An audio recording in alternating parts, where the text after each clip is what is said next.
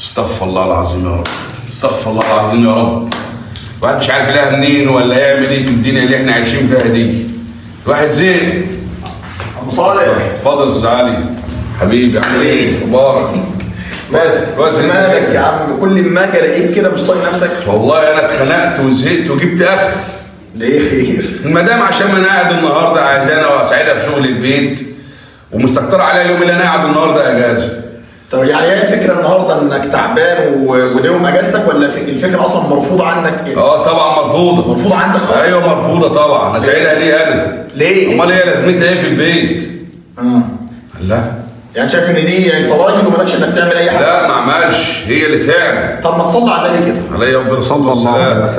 انت ايه رايك في سيدنا النبي عليه الصلاه والسلام؟ صلى الله عليه وسلم. علشان الموضوع ده يعيد، الموضوع ده مش موضوع عم صالح بس، الموضوع ده موضوع رجاله كتير قوي. عايز تكسب قلب مراتك؟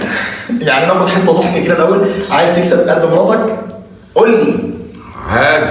اغسل لها اغسل لها المعين. ازاي عالم كلام. صلى الله عليه وسلم. نتكلم جد بقى شويه.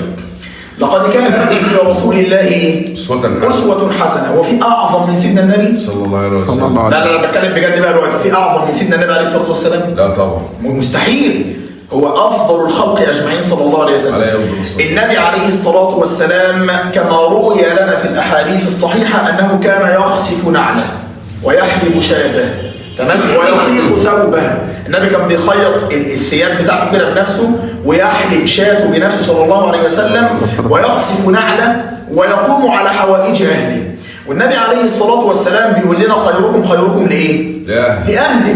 ما تقلش من رجولتك أبدا يا عم صالح لما تكون زوجتك أنت جاي وعارف إن هي تعبانة مثلا، وبعدين دخلت على المطبخ لقيت الدنيا مش مظبوطة فبدأت تنظم الحاجة بنفسك.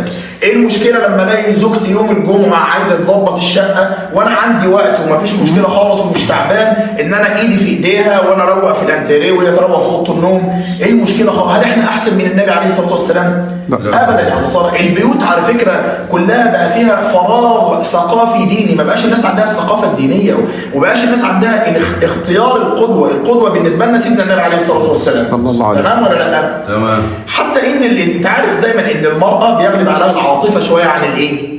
عن العقل. فانت تقدر تكسبها بايه؟ بكلمه واحده. انا معاك ان هم في منهم كتير يعني ما شاء الله، واذا عملت الحاجه خلاص بتتفرض ايه؟ عليك. بتتفرض عليك. لا هي ماهيش كده، هي ماهيش فرض عليك، هي معادله ما بين طرفين، الزوج والايه؟ والزوجه. المفترض الاثنين يحققوا المعادله دي عشان تطلع معادله صحيحه ما يبقاش فيها اي خطا، صح ولا لا؟ فيا عم صالح لا، دي ما تقلش من رجولتك خالص، لان انت لو بصيت بالفكر ده يبقى انت بتنتقد